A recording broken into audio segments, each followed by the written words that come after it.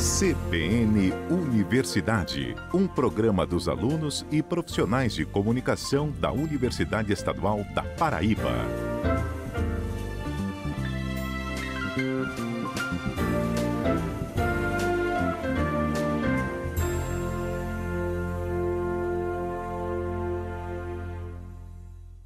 Oi pessoal, muito bom dia! Estamos iniciando o CBN Universidade deste sábado, dia 19 de fevereiro de 2022. Esse programa que é uma parceria entre a Coordenadoria de Comunicação da Universidade Estadual da Paraíba e a CBN Campina Grande, a 103.5, a rádio que toca notícia. Para você que está sintonizando com a gente, seja muito bem-vindo e muito bem-vinda. Eu sou Natasha Leone e até às 10 horas da manhã você acompanha as principais notícias da UEPB. E vamos saber o que é destaque por aqui. O Programa de Ciências Farmacêuticas oferece bolsa de pós-doutorado no valor de R$ 4.100. Luciano Nascimento participa com a gente no quadro Direito e Cidadania deste sábado. Na coluna de hoje, Consciência Política. O EPB firma acordo de cooperação com a Universidade de Servilha, na Espanha. O pró-reitor de graduação da UEPB fala sobre as novas datas para a retomada presencial das atividades. E a gente fala sobre a preparação emocional para a volta das atividades presenciais. No quadro Português Sem Segredos deste sábado, conversaremos sobre alguns deslizes gramaticais cometidos por jornalistas em reportagens ao vivo. Conselho Universitário aprova a criação de especialização em contabilidade e gestão de negócios pela UEPB. E ainda o UEPB de Catolé do Rocha faz doação de 1 tonelada de semente cultivada no próprio campus. Fica sintonizado com a gente que o CBN Universidade deste sábado está apenas começando. Apresentação: Natasha Leone. E já iniciamos falando sobre oportunidade de bolsa para pós-doutorado em Ciências Farmacêuticas pela Universidade Estadual da Paraíba. O edital está aberto e as inscrições foram prorrogadas até amanhã, dia 20 de fevereiro. Para se inscrever, os interessados precisam enviar e-mail para o endereço ppgcf@setor.uepb.edu.br com o assunto pós-doc inscrição. O edital prevê uma vaga apenas e a bolsa no valor de R$ 4.100, que deve ser pago pelo período de 12 meses diretamente ao bolsista aprovado. A oportunidade é para doutores em ciências farmacêuticas ou em áreas afins. Os inscritos serão avaliados através da análise do projeto de pesquisa e do plano de trabalho com caráter eliminatório, ainda pela análise de currículo, que é uma fase classificatória do processo. E uma terceira etapa, que é a entrevista técnica, que também é eliminatória caso o candidato não apresente um bom desempenho. O edital prevê a comprovação de vários documentos. O documento completo e a listagem dos docs a serem apresentados você encontra no site da universidade, o uepb.edu.br. A previsão é que o resultado final do edital de bolsa de pós-doutorado em Ciências Farmacêuticas pela UEPB é no dia 8 de março. Desde já, desejamos boa sorte para os candidatos. Agora a gente acompanha a participação de Luciano Nascimento nesta manhã de sábado falando sobre consciência política. Se liga aí. Direito e Cidadania. Bem, ouvintes, o tema de hoje é um dos mais relevantes, digamos assim, da memória em sociedade. Principalmente para nós brasileiros, que hoje, no ano de 2022, voltaremos às urnas para elegermos, portanto, os nossos representantes na democracia representativa, liberal e moderna. Mas o tema é intitulado Consciência Política. E a primeira impressão que pode se dar quando se fala de ideia denominada consciência política é logo aquela divisão para um lado ou para outro, denominada de esquerda ou direita, liberalismo ou comunismo, etc. Não. Consciência política é outro fenômeno. Mas antes, perguntemos, o que é política? A invenção da palavra política remonta ao pensamento grego, ao paradigma grego que, na palavra polis, vai determinar o sentido do que é política. E polis como cidade organizada e organizada por leis e instituições. E, portanto, essa polis que é organizada por leis e instituições, está sob a incumbência da ideia política. O político é o cuidador da pólice. O político é o gestor da pólice da cidade, e ele o faz através de leis e de instituições nas tomadas de decisões. E lá na Grécia, essas tomadas de decisões davam-se por debates públicos e por voto direto em assembleias. O voto direto, portanto, é a estrutura maior da ideia da democracia política representativa moderna. E quando entra a ideia de consciência política, Luciano? Os ouvintes, todos e todas, podem estar se perguntando. Quando falamos de consciência política, falamos da política como uma invenção nobre do pensamento grego. Porque a política, ela é um sistema ou representa um sistema da sociedade em que a sua estrutura não é binária. A sua estrutura é denominada de realização do bem comum, ou seja, efetivação do bem-estar comum, o que significa dizer, por outras expressões, de uma ideia coletiva para todos. Ou seja, consciência política não se confunde, por exemplo, com ideologia política de esquerda ou direita. Consciência política está relacionada com a ideia de que nós temos que observar quem são os candidatos, sua biografia, seu currículo, sua prestação de serviços para uma ideia de cidade organizada por leis e instituições. Ao contrário de outros fenômenos dessa sociedade, ao contrário da religião, ao contrário da economia, do direito, de outros fenômenos dessa sociedade, a política é o fenômeno pelo qual construímos o bem-estar comum para todos. E por isso, a política é, sem dúvida alguma, uma invenção nobre da mente humana. Mas como se constrói consciência política para além dessa pobreza, para além dessa superficialidade, para além dessa linearidade entre esquerda, direita, liberalismo, comunismo, etc. Ora, o caminho não é outro do que uma pedagogia política. No Brasil moderno contemporâneo, não há dúvida alguma, nos falta uma pedagogia política para fazer nascer uma consciência política. A democracia representativa é a tradução de um poder no qual nós, os eleitores, designamos ou ofertamos um mandato para que, portanto, o representante consiga realizar essa ideia política de gestão da pólice por leis e instituições. Nós somos o sufrágio popular. Mas é tão difícil assim construir uma pedagogia política nessa democracia representativa? Outros países conseguiram dar passos extremamente significantes, passos que lhe conduziram para outras realidades políticas bem diferentes da nossa. Ora, uma pedagogia política que faz nascer a consciência política nos informa que é preciso a nossa participação direta na política.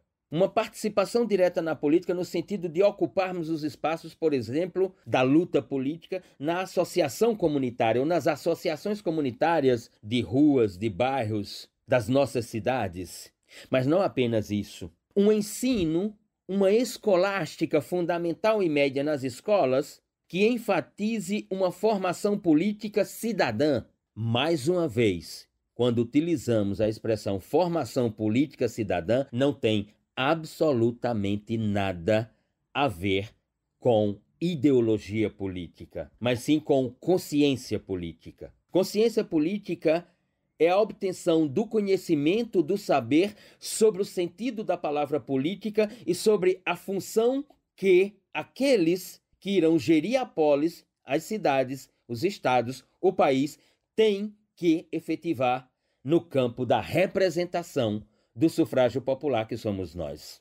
Para além, portanto, de participação nas associações comunitárias, para além, portanto, de uma organização do ensino fundamental e médio, faz-se necessário que os partidos políticos implementem programas de formação política voltado para os jovens, voltado para a juventude. Mais ainda, faz-se necessário que os partidos políticos renovem os seus quadros com a juventude, homens, mulheres e também com a ideia de gênero na ocupação dos quadros do partido ou dos partidos, para, portanto, fazer nascer uma efetividade dessa pedagogia política. Sem consciência política que se constrói por uma pedagogia política, não há futuro da nação.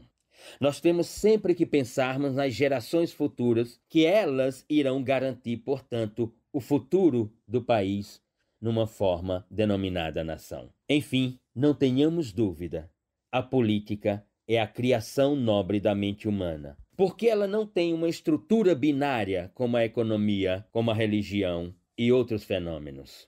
A sua estrutura é de realização de um bem-estar comum para todos. Ou seja, nós devemos nos voltar cada vez mais para a política, para ocuparmos os espaços políticos e assim transformarmos a sociedade em direção ao futuro. Obrigada, professor Luciano, e até o próximo sábado. E é hora de intervalo aqui no CBN Universidade. Fica sintonizado com a gente que voltamos já para falar sobre a cooperação da UEPB e a Universidade de Servilha para intercâmbio de professores, técnicos e estudantes. E ainda com dica de português sem segredos para você ouvinte da 103.5, a rádio que toca notícia. CBN Universidade, na CBN Campina Grande. Estamos de volta aí para você que chegou agora. Eu sou Natasha Leone e esse é o CBN Universidade, o programa que traz as principais notícias da Universidade Estadual da Paraíba. E a informação agora vem da Coordenadoria de Relações Internacionais da UEPB. É que a universidade firmou um acordo de cooperação com a Universidade de Servilha, na Espanha, que deve fortalecer o processo de internacionalização da nossa universidade e ainda possibilitar intercâmbio para servidores técnicos, professores e alunos da instituição. Sobre essa parceria, quem tem mais detalhes para a gente é o coordenador da CORE, o professor Cláudio Lucena. Vamos ouvir. Nós temos agora esse anúncio mais recente de um novo convênio com a Universidade de Sevilha, na Espanha. É um convênio que para a gente é muito importante, porque ele é um filho de um outro projeto internacional em que a UEPB se envolveu ao longo dos últimos 3 anos, que é o projeto Solidários, de educação inclusiva. Esse era um projeto em consórcio com mais de 10 universidades entre a América Latina e Europa. A Universidade de Sevilha coordenava esse projeto encerrou-se no final do ano passado, trouxe aqui para a UEPB a possibilidade de a gente captar recursos para montar uma sala de educação inclusiva no campus, né, ali próximo da reitoria, uma sala, inclusive, que eu convido a todos a conhecer e a utilizar quando estiverem, né, com essa necessidade de utilizar salas adaptadas para a educação inclusiva. E esse projeto Solidários, ao se encerrar no ano passado, deixou as universidades que estavam participando do consórcio com esse gostinho de quero mais, né? Então, nós trabalhamos, a princípio, uma extensão da cooperação entre as universidades, que era exclusiva para o projeto. Nós estendemos isso entre as universidades participantes do convênio. Uma delas, que é a coordenadora da Universidade de Sevilha, para essa nós investimos um pouquinho mais e aprofundamos a nossa relação com a Universidade de Sevilha. Já as duas, o EPB e a Universidade de Sevilha, já são membros do grupo Tordesilhas, que é um grupo de universidades, um grupo global de universidades. Então, isso já facilita, por exemplo, na obtenção de cartas de aceite para quem quiser fazer estudos, né, no exterior. E aqui agora, com o novo convênio, a gente abre várias oportunidades de colaboração, inclusive para programas de mobilidade com isenção de taxas, embora isso dependa, a isenção de taxa, a parte financeira do convênio, dependa ainda de ajuste mais específico. Só lembrando para vocês como ocorre normalmente um convênio entre universidades estrangeiras, nós assinamos um memorando de entendimento, que é um protocolo de intenções por meio do qual a gente externa o desejo de colaborar, já começa a fazer aquelas colaborações que não dependem de orçamento específico e aquelas colaborações que precisam de orçamento específico, como bolsas ou outros investimentos. Aí esses a gente discute de um por um, porque precisam passar pelo setor administrativo, financeiro e de controle de contratos das duas instituições. Então nós temos agora, com Sevilha, esse aprofundamento da nossa intenção de colaboração, e nós já apresentaremos aí nos próximos dias uma planilha para começarmos a discutir com os nossos professores as oportunidades de colaboração naquela modalidade de COIL, né? Que em inglês é Collaborative Online International Learning, aprendizado internacional colaborativo pela internet. Os professores da Universidade de Sevilha que estiverem à disposição para fazer esse tipo de intercâmbio já vão estar listados e indicados para os nossos professores, para que a gente comece a ativar o convênio com essa iniciativa, né, remota, mais econômica, mais em conta, que demanda menos investimentos, mas a nossa intenção é buscar captar recursos para que esses investimentos também se apresentem como oportunidades de colaboração em mobilidade efetiva, né? Com deslocamento de professores e alunos da UEPB para a Universidade de Sevilha e também da Universidade de Sevilha para a UEPB. Você ouviu aí o coordenador da CORE UEPB, Cláudio Lucena, sobre o acordo de cooperação com a Universidade de Sevilha, na Espanha. Agora a gente se liga nas dicas de português sem segredos com o professor Edson. Português sem segredos, com Edson Tavares. A ação da Prefeitura começou hoje cedo, onde muitos contribuintes foram atendidos até agora. E ainda haverão vários atendimentos disponíveis. Epa! Como disse? A ação da Prefeitura começou hoje cedo, onde muitos contribuintes foram atendidos até agora. E ainda haverão vários atendimentos disponíveis. Esse texto está meio complicado, né? O nobre repórter, o digníssimo jornalista, resolveu inventar uma linguagem na completa contramão da gramática. Vamos ajeitar esse negócio aí? Primeiro, observe estas frases. Esta é a casa onde mora a minha felicidade. O livro de onde retirei este texto é muito antigo. Onde está você agora? O que existe em comum nas três frases? Isso, a palavra onde. Repare que nos três casos, o termo onde refere-se a lugar, que é somente a que pode se referir. Esta é a casa onde mora a felicidade. Casa é um lugar, certo? O livro de onde retirei esse texto é muito antigo. Livro também é um lugar. Confere? Onde está você agora? Em que lugar você está neste momento? Agora, vamos voltar para a frase do repórter. A ação da Prefeitura começou hoje cedo, onde muitos contribuintes foram atendidos até agora. Esse onde está se referindo a quê? A ação da Prefeitura. Ação é lugar? Não é. Nem aqui, nem na China. Então não cabe onde. Tavares, e o que colocar no lugar? Você pode trocar por através da qual, pela qual, ou, pasme, simplesmente não colocar nada. Aliás, na maioria desses onde que o pessoal sai colocando por aí, eles são completamente desnecessários e fazem tanta falta no texto quanto uma bicicleta faz falta para um peixe. Quer ver? A ação da Prefeitura começou hoje cedo. Muitos contribuintes foram atendidos até agora. Acha que seus problemas acabaram, cara pálida? Pois sim. Ouçam novamente a pérola do repórter. E ainda haverão vários atendimentos disponíveis. Amigo, o verbo haver, no sentido de existir ou acontecer, que é o caso aqui, é impessoal. Ou seja, fica sempre no singular, mesmo que se refira a coisas no plural. Então, nunca haverão vários atendimentos disponíveis, mas sempre haverá vários atendimentos disponíveis. Entendido?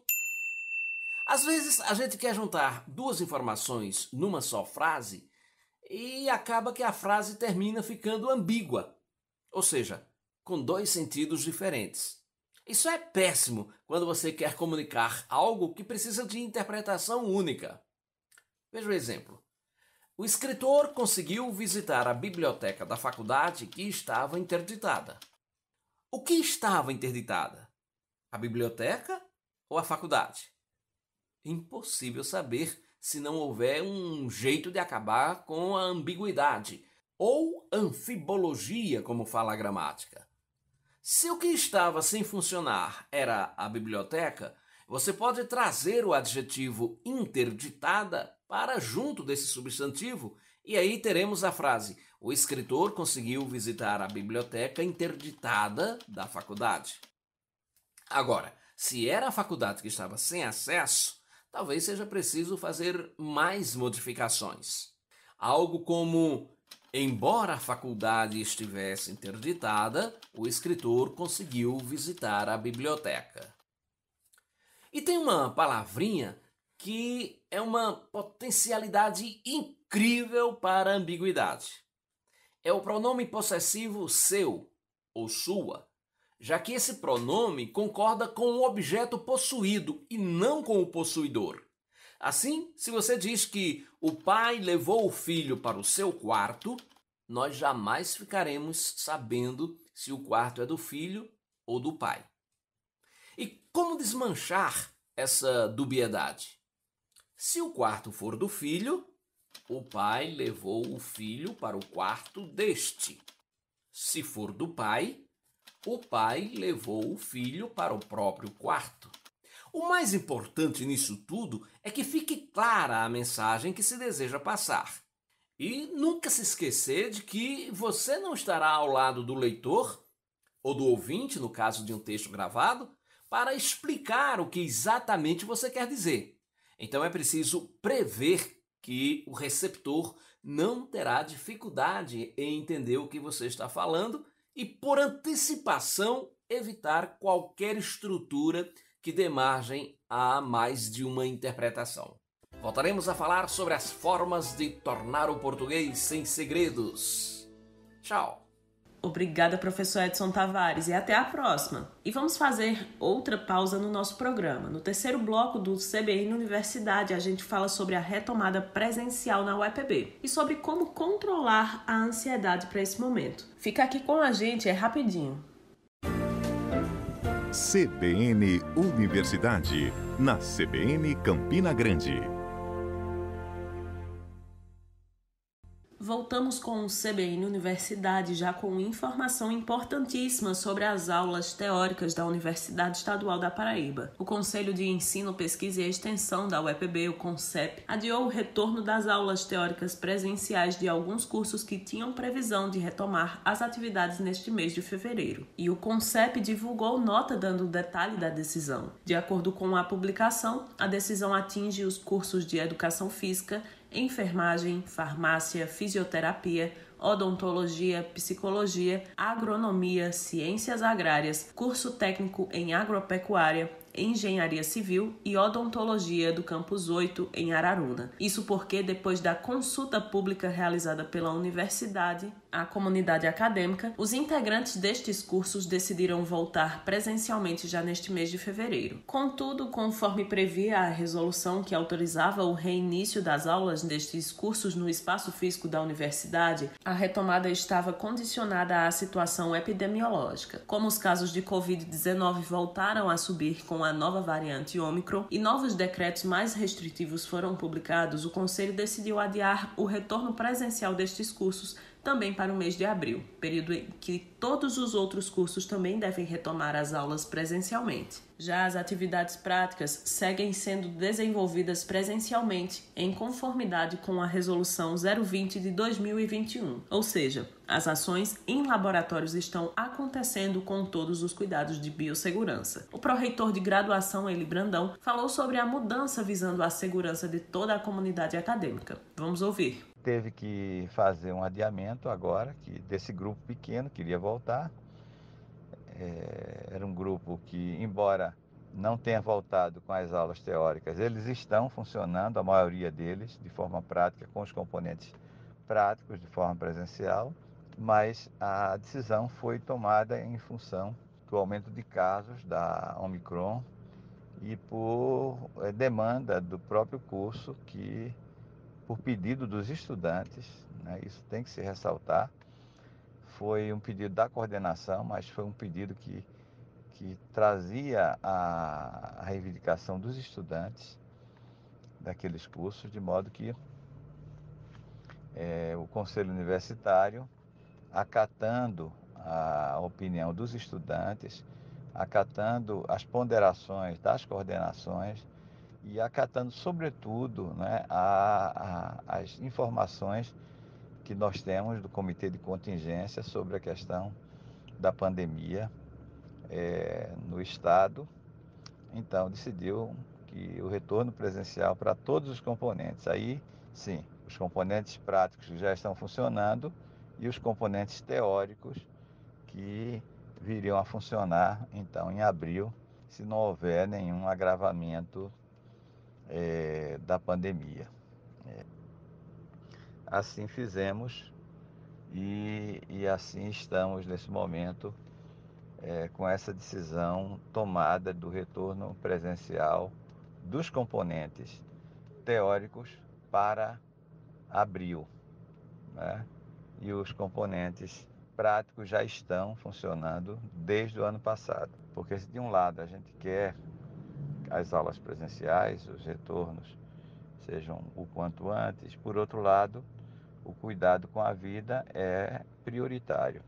Obrigada, professor Eli Brandão. E a gente fala agora sobre pandemia e emoções. Me diz uma coisa, como você tem trabalhado o seu sistema emocional ao longo dessa pandemia? É muito tempo com mudança na nossa rotina, o número de mortes voltou a subir e tem gente que desenvolveu fobias de estar em público, o ambiente com muita gente. E as relações entre as pessoas foram muito abaladas, mas é preciso olhar para dentro e trabalhar o nosso emocional para os próximos passos. O repórter André Bogin tem informações sobre o bem-estar mental dos brasileiros e conversou com a psicóloga da UEPB sobre como podemos nos trabalhar para estar bem emocionalmente em tempos de pandemia e preparar para a retomada presencial de atividades acadêmicas. Oi, André, bom dia.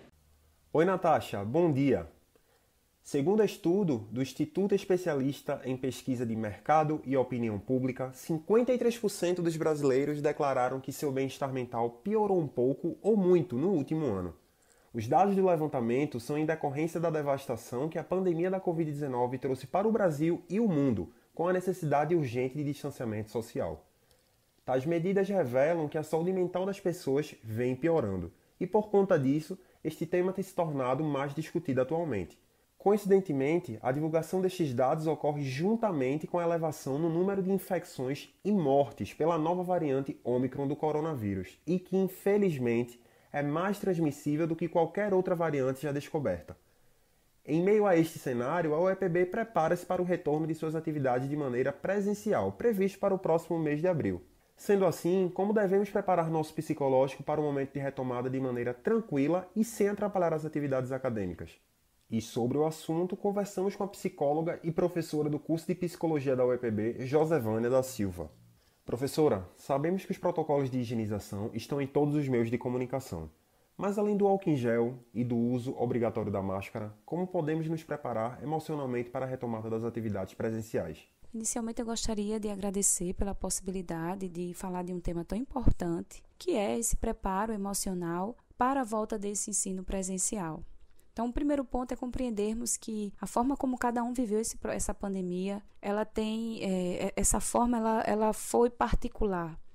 Teve muita relação com o contexto de vida de cada um. Muitos voltam com perdas materiais profundas, com perdas afetivas profundas, outros com perdas em alguns pontos específicos da sua vida, com impactos na saúde mental, com impactos na saúde física. E nessa volta, todos esses aspectos eles vêm à tona, tá? Então, se para alguns essa volta do ensino presencial é muito desejada, para outros pode se apresentar como um evento que gera ansiedade e até, de certa forma, como um evento ameaçador. Então, o que é importante? Primeiro, respeitar o seu tempo e o tempo do outro, tá? Então, enquanto alguns vão querer chegar mais junto, aproximar, abraçar, outros vão estar receosos em relação a isso. E tudo bem respeitar esse tempo. Não tomar para si como sendo o outro que não quer se aproximar, mas entendendo que cada um viveu de um modo. Algumas turmas possivelmente estão se encontrando presencialmente agora. Já tem toda uma representação de quem é os colegas, mas essa representação foi construída de uma forma remota. E agora, na convivência, muitas imagens e ideias também são ressignificadas, reconstruídas. Então, nesse início, a palavra-chave é realmente esse senso de empatia, de solidariedade com o outro. E também, assim como foi no remoto, a gente foi aprendendo aos poucos, se entendendo aos poucos, tentando estabelecer uma rotina. E o presencial também vai exigir de nós esse processo de adaptação e, ao mesmo tempo, de paciência com esse processo. Existem pessoas que desenvolveram fobia de estar em locais com aglomeração, por exemplo. O que pode ser feito nesses casos? É importante entendermos que fobia é um tipo de ansiedade que é caracterizada por um medo ou aversão em relação a situações, objetos, animais, enfim, existem diversos tipos, tá? No caso desse medo relacionado ao contato social, à interação social, é o que chamamos de fobia social, tá? Que tem a ver com um certo transtorno de ansiedade social, caracterizado por um certo medo de estar junto das pessoas, de se comunicar ou de situações específicas, tá? Então, cada pessoa vivencia de uma forma, mas em geral tem a ver com esse contato social, com essa interação social. Sobre esse aspecto, é importante a gente diferenciar um medo comum, ou seja, é possível que na pandemia, em razão de termos adoecido, das perdas que eu falei anteriormente, você ficar receoso de estar muito perto das pessoas, enfim. Agora, quando esse medo te impede de realizar suas atividades diárias, quando esse medo impede de você executar coisas que você precisa fazer, quando sair de casa, por exemplo, te gera um sofrimento muito grande, aí sim a gente já pode pensar num quadro de ansiedade que gera um sofrimento psíquico. E nesses casos, a ajuda profissional ela é muito importante. Tá? Mas, de modo geral, é importante ficarmos atentos a esse nível de medo, qual o impacto dele que ele tem causado no meu cotidiano, nas minhas atividades. Chegando na universidade, talvez muitas pessoas se deparem com situações que para elas são gatilhos e que vão aumentar essa ansiedade. Então, ficar atentos a esses pontos, tá? Sentir medo ou sentir ansiedade faz parte de um processo adaptativo, né? Agora, quando esse medo e essa ansiedade, ela nos causa sofrimento psíquico, nos impedem de viver com qualidade de vida, aí sim a gente tem que procurar ajuda profissional. E não só o medo do contato físico em si. Podemos considerar que esse tempo todo de relações remotas gerou uma sociedade que só se sente segura atrás das telas? Nós vivemos na contemporaneidade uma sociedade que se relaciona através de telas, seja via redes sociais, seja nos aplicativos de conversa e agora no ensino remoto. Em redes sociais tem aí os filtros, o que faz com que muitas pessoas, inclusive, tenham dificuldades de colocar uma própria foto sem um filtro, sem a aplicação de um filtro. Então, cada vez mais está difícil percebermos quem realmente são as pessoas para além daquelas telas. Seja porque a tela ali me dá uma certa invisibilidade ou porque elas podem transparecer algo que eu gostaria de ser, mas que eu imagino que eu não sou, tá? Então, assim, com o remoto, no face a face, na interação com o outro, na sala de aula, essa aparente imagem, né, essa aparente ideia que se passa, ela é desconstruída, porque ela é dada no cotidiano, daquilo que realmente você é. E isso vai exigir, obviamente, de todo mundo, primeiramente, uma aceitação de si e também uma aceitação do outro, tá? Porque a vida real e concreta, ela não cabe dentro de filtros e essa imperfeição da vida também é importante para a aprendizagem. Aliás, o erro é importante para a aprendizagem, assim como também nossas imperfeições, ou aquilo que a gente considera como imperfeição, também é importante para as relações humanas, para que haja um crescimento mútuo, né? Uns com os outros. Existem sinais de alerta para problemas psicológicos em decorrência da pandemia? O que a senhora pode orientar de como identificar esses sintomas e quando se torna necessária ajuda psicológica? A pandemia e as pesquisas que foram realizadas sobre saúde mental na pandemia, inclusive uma realizada pelo Ministério da Saúde, mas também por outras universidades. Eu, particularmente, fiz uma com idosos, mas as pesquisas em geral apontam para elevação nos índices, principalmente de ansiedade e depressão, na população brasileira, mas também no mundo como um todo. A população brasileira, em específico, demanda um olhar mais atento, porque já éramos o país com os maiores índices de sintomas de ansiedade e de sintomas de depressão. Com a pandemia, isso foi potencializado, tá? Então, é importante ficarmos atentos a alterações no sono, alterações de apetite, choro frequente sem uma razão aparente, mudança, dificuldades para se concentrar, para fazer as nossas atividades diárias, tá? Então, medo e preocupações frente ao futuro que fogem muitas vezes aos nossos controles e ainda assim isso nos desgasta. A forma como a gente se alimenta também é importante. Há pessoas que vão comer demais, outros que não vão conseguir comer. Tem também processos de sofrimento que estão associados ainda a vivências de lutos, de perdas, tá? Então, assim, é uma complexidade de fatores, mas que alguns critérios são importantes. O quanto sentir isso tem me gerado sofrimento e tem impactado no meu cotidiano, na realização do meu cotidiano, das minhas atividades, das atividades de estudo, tá? Um outro elemento que a gente percebe que é indicador de ansiedade é aquela procrastinação que muitas vezes está associada a um adiamento das atividades e que, ao adiar, isso gera ainda mais ansiedade. Algumas pessoas esperam, por exemplo, fazer coisas só quando se sentem bem.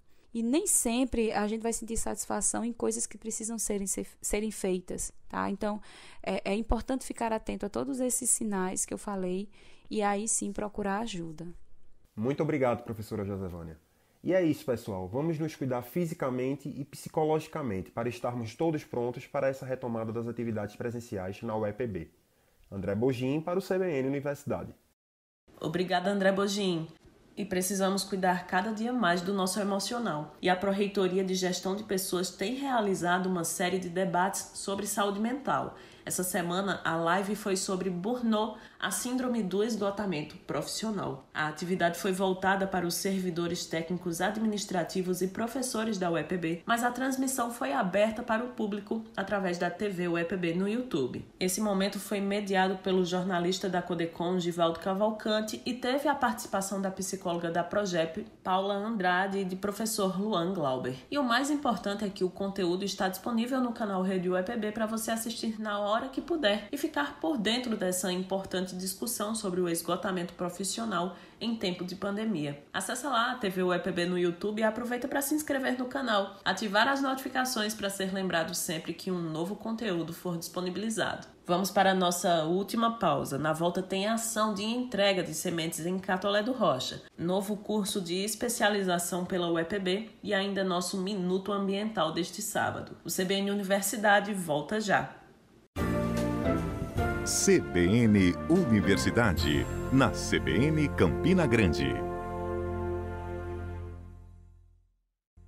CBN Universidade de volta e com novidade na pós-graduação na UEPB, é que o Conselho Universitário da UEPB, o CONSUNE, aprovou a criação do curso de especialização em Contabilidade e Gestão de Negócios pela instituição. A proposição para a criação do mesmo foi dos departamentos de Administração e Ciências Contábeis e aprovada por unanimidade pelos conselheiros presentes na reunião do CONSUNE. Com isso, também foi votada e aprovada a proposta de chamada pública interna de abertura de vagas para professores visitantes das disciplinas da nova especialização em Contabilidade e Gestão de Negócios pela Universidade Estadual da Paraíba. A aprovação foi no fim do último semestre e a expectativa agora é para o início das atividades de mais essa pós-graduação. E a gente muda de assunto para falar sobre Centro de Ciências Humanas e Agrárias da UEPB, lá no campus 6, em Catolé do Rocha, que recebeu equipamentos para o desenvolvimento de pesquisas e ainda fez a entrega de 1 tonelada de sementes para agricultores da região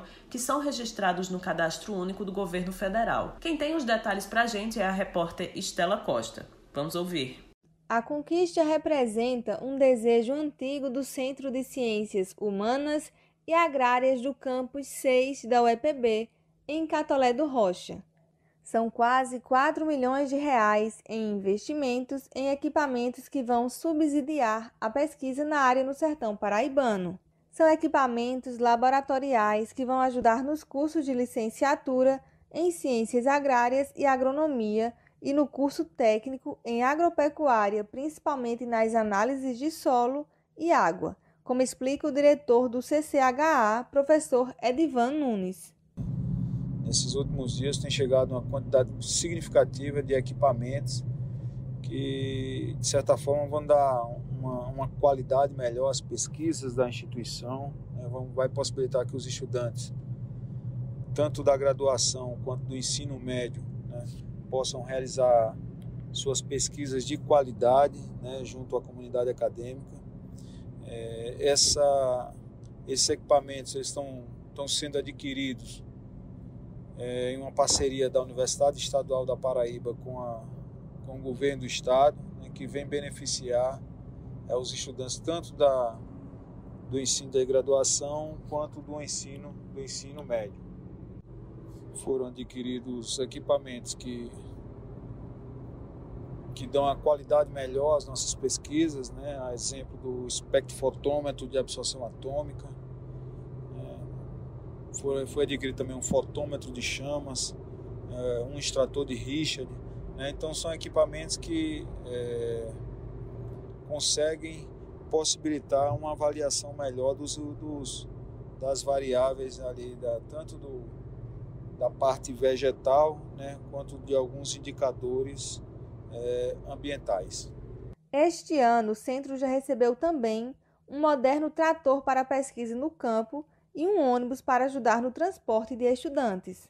É um equipamento que vai auxiliar não só nas pesquisas, né, mas vai auxiliar as áreas de produção vegetal da instituição, onde a gente tem plantio das culturas do milho, do feijão, né, onde a gente tem plantio de diversas espécies vegetais no interior da instituição, né. Então esse equipamento chegou em boa hora, né,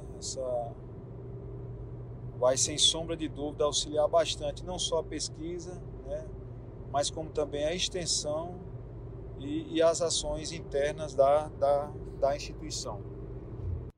E esse mês, o Centro de Ciências Humanas e Agrárias promoveu um trote solidário em parceria com a Prefeitura de Catolé do Rocha, com a participação da comunidade, de professores e estudantes. Na ação foi doada 1 tonelada de feijão cultivado no próprio campus, a cerca de 200 famílias carentes. O professor Edivan comentou sobre a ação do centro. Foi o planejamento e a realização de uma ação solidária, né, onde o Campus 4 da UEPB, através de seus professores, dos funcionários e dos estudantes, né, a gente fez uma distribuição de 1 tonelada de feijão, né, para aquelas famílias de Catolé do Rocha que se encontravam em uma situação de vulnerabilidade, principalmente nesse momento de pandemia, né, nesse momento onde o recurso das famílias estão escasso, a necessidade de emprego está grande por parte da sociedade. Então, todo ano, a instituição da UEPB aqui em Catolé do Rocha, a gente faz uma ação social, né, buscando beneficiar essas pessoas da sociedade que, de fato, necessitam de alguma ajuda, né? Então, realizamos na última quarta-feira, né, essa ação solidária, onde foi distribuído 1 tonelada de feijão, né, para 150 famílias carentes aqui de Catolé do Rocha. Essa ação ele contou com o apoio da prefeitura local, a Prefeitura de Catolé do Rocha, junto com a Secretaria de Assistência Social, onde nos ajudou a localizar as famílias em situação de vulnerabilidade. E aí foi uma ação muito positiva que envolveu professores, estudantes e alunos, né? Mais uma ação da nossa instituição, mais uma ação da UEPB, né, junto à sociedade de Catolé do Rocha e da região. No campus 7 da UEPB, na cidade de Catolé do Rocha, o Centro de Ciências Humanas e Agrárias oferece os cursos de licenciatura plena em Ciências Agrárias, licenciatura plena em Letras e o curso técnico em Agropecuária Integrado e Sistema Modulado. Estela Costa para o CBN Universidade. Obrigada, Estela. E é hora do nosso Minuto Ambiental. Vamos ouvir. Minuto Ambiental.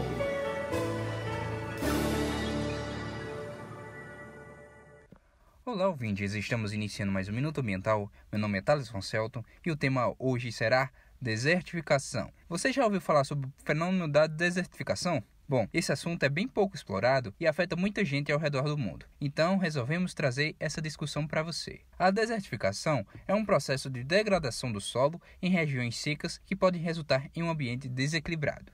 Essas regiões secas são locais onde há incidência de clima árido. Desta forma, o processo é definido mais por uma questão geográfica do que em relação às suas características em si. Como usual, as atividades humanas são os principais agentes causadores desse processo. E para piorar, as mudanças climáticas têm intensificado esse fenômeno. Tá, mas o que o Brasil tem a ver com isso, Thaleson? Sabemos que a região da Caatinga é a que mais sofre com o fenômeno da desertificação no Brasil. E sabe o que é pior? Esse bioma é um dos menos protegidos do nosso país. Então, 3 bilhões é esse o número aproximado de pessoas que estão em áreas sujeitas à desertificação. Elas podem sofrer perdas econômicas e sociais devido à redução das propriedades do solo, caso o processo aconteça. E isso já foi observado por aqui no Brasil, já que muitos habitantes da Caatinga emigraram para outras áreas do país, fugindo daquela região improdutiva. Meu nome é Thaleson Celton e este foi o Minuto Ambiental. E assim a gente encerra o CBN Universidade deste sábado. Eu agradeço a audiência de todos vocês que sempre nos acompanham aqui nas manhãs de sábado. Para quem perdeu algum pedaço do nosso programa, a partir do meio-dia ele já vai estar disponível na TV UEPB no YouTube. O CBN Universidade teve a minha apresentação, Natasha Leone. Neste sábado participaram com a gente os repórteres André Bogin e Estela Costa, com edição e finalização de Isis Coelho e Apolo Ricardi, direção de Hipólito Lucena. O CBN Universidade é uma produção da Coordenadoria de Comunicação da UEPB, através da parceria entre a Universidade e a Rádio CBN Campina Grande. A gente volta semana que vem, a partir das 9 horas da manhã, e desde já você é o nosso convidado. Até sábado. Tchau! CBN Universidade, na CBN Campina Grande.